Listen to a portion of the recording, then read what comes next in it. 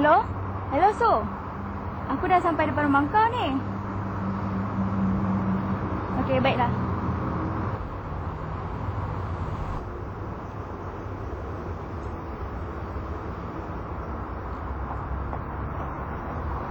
Li Shen.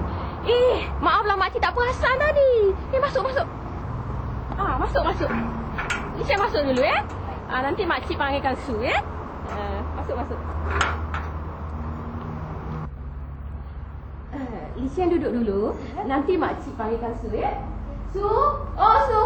Ni Li Shen dah sampai. Li Shen duduk. Sekejap ya. Makcik buatkan minuman. Tak payahlah, makcik. Susah je. Tak apa, tak susah pun. Ya?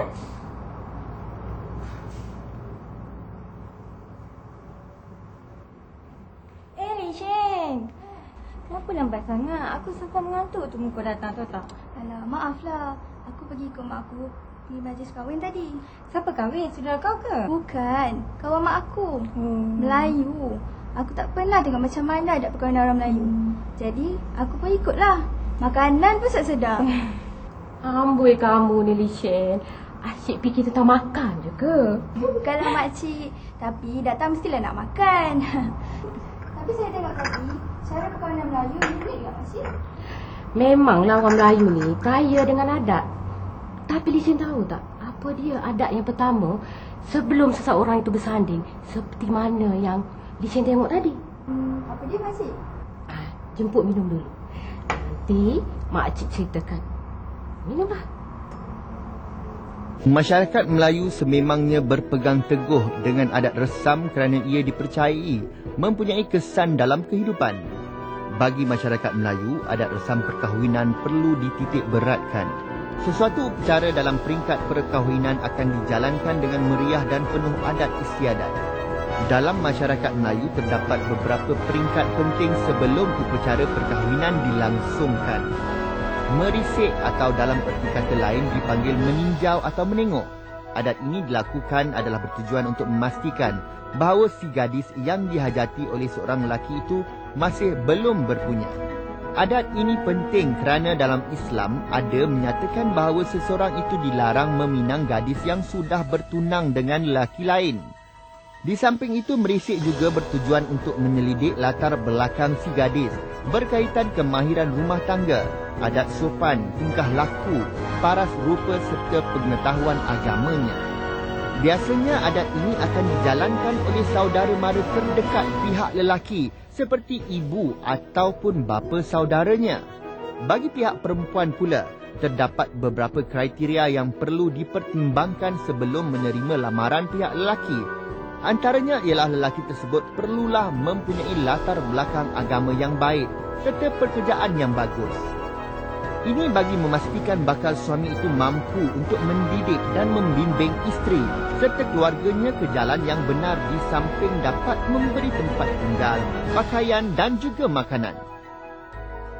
Bagi sesetengah pihak, ada kalanya semasa merisik, wakil tersebut akan memberikan sebentuk cincin tanda berupa cincin belah rotan seperti yang para pelajar dapat lihat ini. Jika pihak gadis bersetuju, maka barulah tarikh peminangan akan ditetapkan. Walau bagaimanapun, adat merisik ini sudah jarang dijalankan lagi kerana kebanyakan pasangan sudah saling mengenali. Justru itu, mereka akan terus melakukan adat meminang bagi menjimatkan masa dan juga kos. Selalunya, urusan peminangan akan dilakukan oleh ahli keluarga lelaki yang terdekat sahaja. Adat ini dilakukan bagi menyatakan tujuan mereka yang sebenarnya secara rasmi. Pada peringkat ini, kedua-dua belah pihak akan berunding untuk menetapkan tarikh dan masa yang sesuai untuk adat bertunang pula. Di samping itu, perbincangan juga akan diadakan berkenaan dengan hantaran dan juga rombongan yang akan datang untuk upacara bertunang. Ia sebenarnya bagi memudahkan pihak perempuan untuk membuat persiapan semasa majlis tersebut.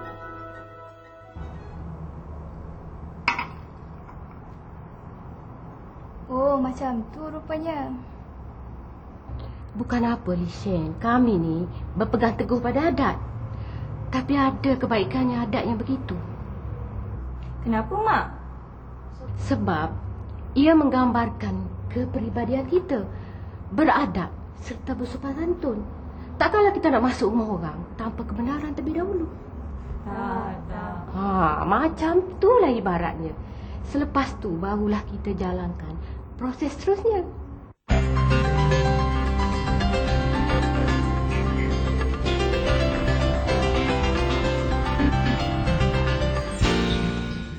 Kini tibalah hari yang dinanti-nantikan. Majlis pertunangan diadakan seperti yang telah dipersetujui oleh kedua-dua pihak. Pihak lelaki akan diwakili oleh ahli keluarga dan juga saudara mara terdekat untuk upacara ini. Pada hari ini, majlis kenduri akan diadakan sebagai tanda kesyukuran dan juga bersempena dengan majlis pertunangan di rumah pihak perempuan. Hantaran yang terdiri daripada tepak sirih atau sirih junjung ini sebagai bingkisan utama. Sebentuk cincin berserta hantaran lain seperti bunga rampai, kuih muih, buah-buahan, pakaian dan lain-lain yang telah digubah akan diberikan kepada pihak perempuan. Mengikut adat lagi, sekiranya pihak perempuan masih mempunyai kakak yang belum berkahwin, hantaran untuknya juga perlu diberikan. Adat ini dipanggil langkah bendul.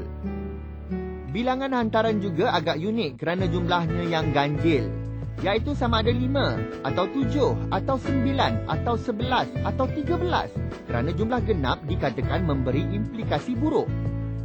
Jumlah hantaran yang diberikan oleh pihak perempuan pula akan melebihi jumlah hantaran pihak lelaki. Adat belanja turut diadakan semasa majlis bertunang ini. Namun begitu, ada juga yang menjalankannya secara berasingan daripada adat bertunang, iaitu mengadakannya beberapa minggu sebelum majlis persandingan diadakan. Upacara ini akan dimulakan dengan wakil pihak lelaki menyerahkan tepak sirih kepada wakil pihak perempuan dan menyatakan lamaran secara rasmi. Pantun sering digunakan dalam upacara ini bagi memeriahkan lagi majlis. Setelah pertunangan diterima secara rasmi, wakil kedua belah pihak akan berbincang tentang belanja perkahwinan, tempoh pertunangan dan perkara lain yang berkaitan. Tempoh bertunang biasanya dalam masa setahun ataupun 2 tahun atau mengikut persetujuan kedua-dua belah pihak. Satu perkara yang amat dititik beratkan dalam masyarakat Melayu iaitu berkenaan putus tunang. Sekiranya pihak lelaki yang memutuskan pertunangan, semua hantaran dan wang belanja yang diberikan kepada pihak perempuan akan dikira hangus.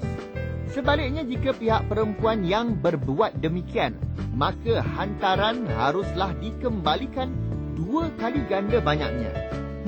Acara kemuncak majlis pertunangan ini adalah adat sarung cincin, di mana wakil pihak lelaki yang terdiri daripada ibu atau saudara perempuannya akan menyarungkan cincin pertunangan atau cincin tanda ke jari manis gadis yang dilamar.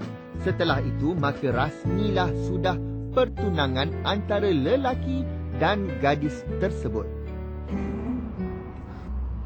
Barulah ikatan bertambah kukuh. Sebenarnya, pertunangan ni adalah satu proses untuk mengenali hati budi masing-masing. Tapi sekarang dah moden. Kebanyakan pasangan dah berkenalan terlebih dahulu. Kalau macam tu, tak bertunang pun tak apa lagi makcik. Itu terpulanglah pada individu. Nak buat pun boleh, tak buat pun boleh. Bukan apa, bertunang ni bertujuan untuk memberitahu saudara mara, jiran tetangga yang tak lama lagi bakal ada majlis perkahwinan.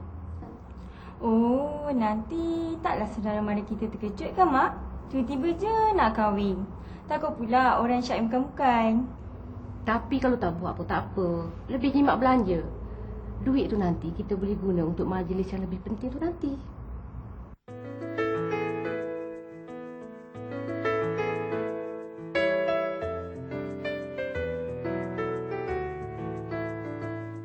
Aku nikahkan kau dengan anakku Amirah binti Amudin dengan mas kahwin nilai RM80 tunai. Saya terima nikah anak Puan Amirah binti Amudin dengan mas kahwinnya sebanyak RM80 tunai. Al-Fatihah. A'udzubillahi minasyaitonir rajim. Bismillahirrahmanirrahim. Alhamdulillahil alamin.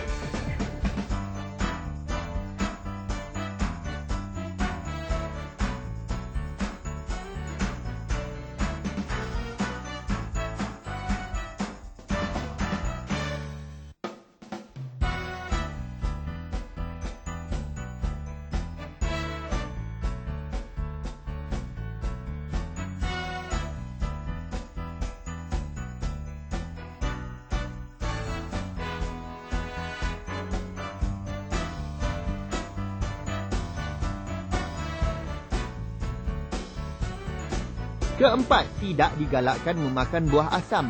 Dikuatiri muka pengantin sentiasa masam. Pengantin juga dilarang memakan leher ayam kerana bimbang kepala akan menjadi sengit apabila bersanding kelak. Selepas majlis akad nikah selesai, pengantin lelaki akan melakukan upacara membatalkan air sembahyang.